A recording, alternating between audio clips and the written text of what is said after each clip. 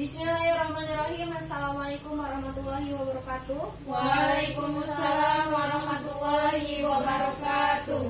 Selamat pagi anak-anak. Pagi, Bu. Apa kabar kalian semuanya? Baik, Alhamdulillah baik. Alhamdulillah baik. Sebelum kita mulai pembelajaran kita kali ini, mari kita bersama-sama berdoa yang dipimpin oleh ketua kelas. Ketua kelas, Ibu persilakan.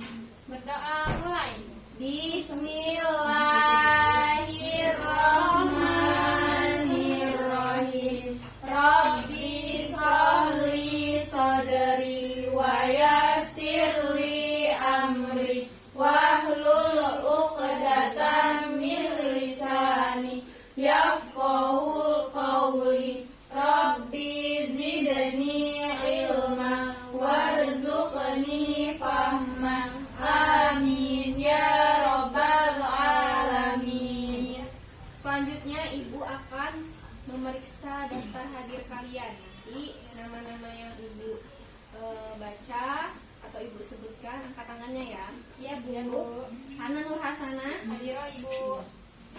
Rosanti, Hadir, Ibu. Feni Emilda, Eka Nur, Hadir, Ibu. Alhamdulillah semuanya hadir dalam materi kita kali ini. Baiklah, pada materi kita kali ini kita akan membahas tentang berdakwah amar ma'ruf nahi munkar. Jadi judul materi kita menggembirakan gerakan dakwah amar ma'ruf nahi munkar.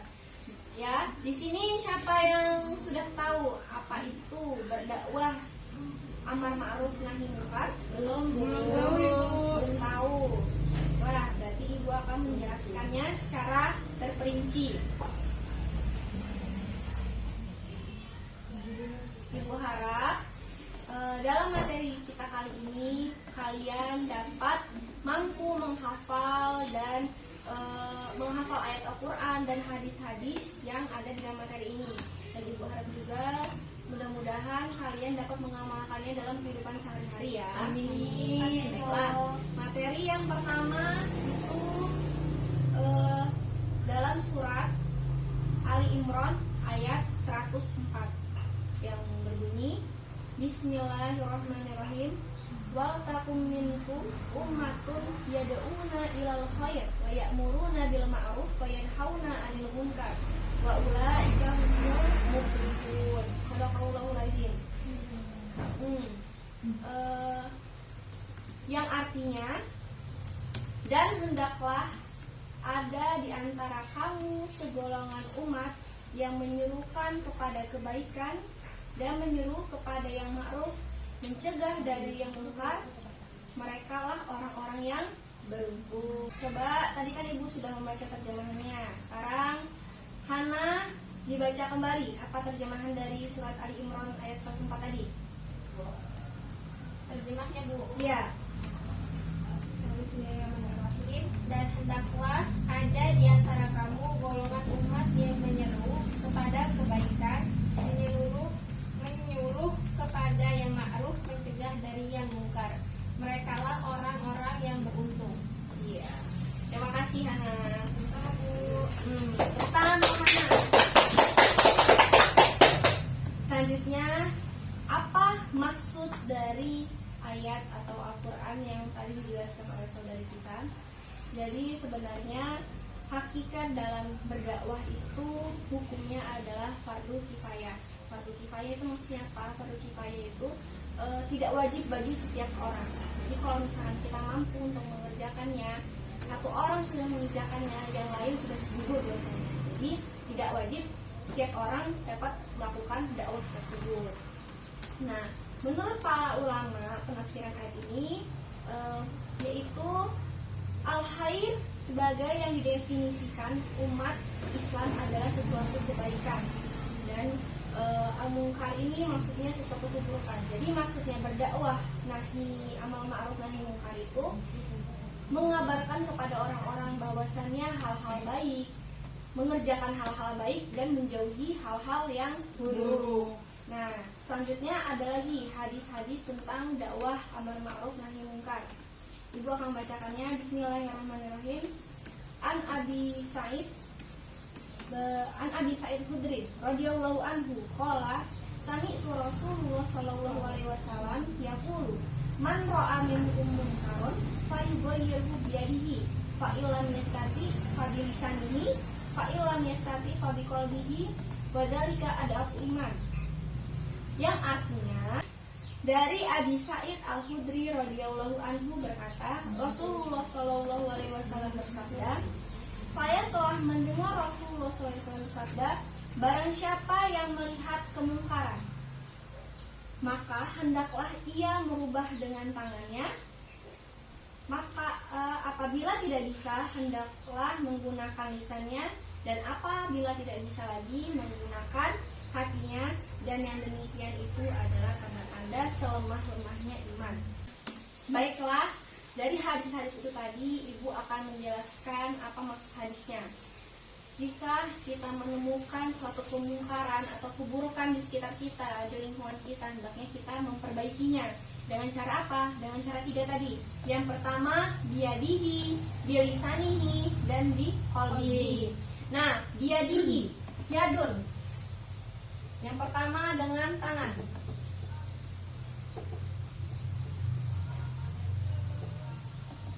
Dengan tangan. Tangan ini maksudnya bagaimana, Bu? Tangan ini maksudnya dengan kekuasaan atau dengan kekuatan. Jadi kalau suatu daerah atau suatu tempat itu ada kemungkaran, kita harus membicarakannya dengan orang-orang yang berkuasa di situ. Contohnya dengan pemerintah, dengan presiden, dari wali kota, atau intinya dengan orang-orang yang berjabat atau punya kewenangan di daerah tersebut, agar kemungkaran itu dengan mudah bisa tersingkirkan. Itu dengan tangan ya. Terus yang kedua, kalau misalkan kita nggak punya kekuasaan nih, Bu, saya bukan orang pemerintah, Bu, saya nggak punya wewenang di daerah itu. Terus bagaimana, Bu, agar saya bisa mendakwahkan agama Islam, agar saya bisa meluruskan suatu kemungkaran?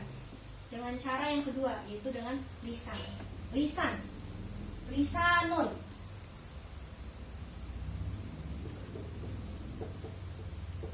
Itu artinya dengan lidah.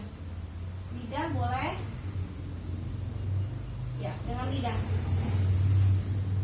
Dengan lidah atau mulut ya. Tapi maksudnya lisan itu dengan lidah. Jadi maksud dengan lisan, dengan cara mungkin berceramah di depan mimbar atau dengan khoa. Intinya kita mendakwahkan agama Islam menggunakan lisan dan kemampuan kita berbicara. Nah, Bu, kalau misalkan seandainya saya nggak punya kekuasaan, Bu, saya juga tidak bisa berbicara depan umum karena mungkin saya tidak berani, Bu. Saya tidak seperti orang-orang yang bisa menyampaikan dengan suara tegas, lugas di depan orang-orang ramai, Bu. Terus bagaimana, Ibu? Dengan hati. Qalbun, yaitu dengan hati.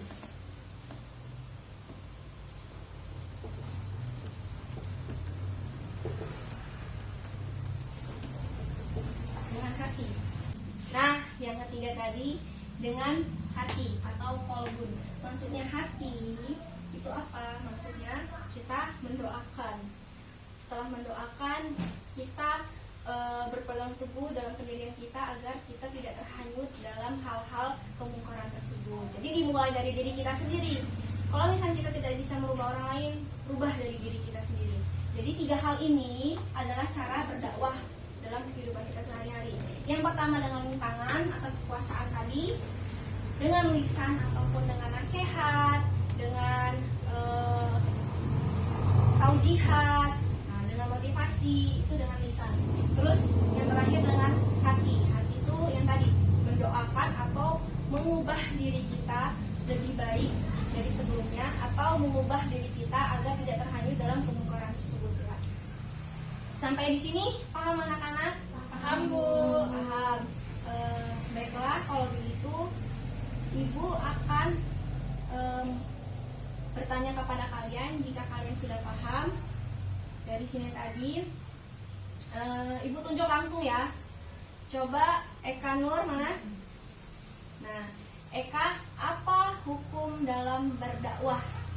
hukum berdakwah itu fardu kifayah, Bu. Iya, benar, fardu kifayah. Tepuk tangan untuk Eka. Selanjutnya, Rosanti, mana Rosanti? Ya, Rosanti, coba sebutkan macam-macam cara berdakwah.